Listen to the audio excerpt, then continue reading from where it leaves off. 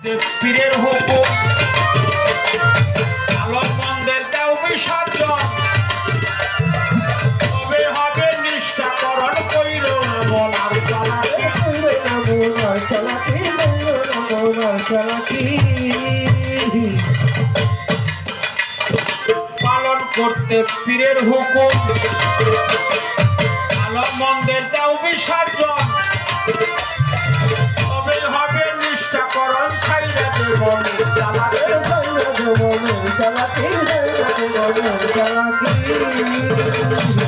বাবা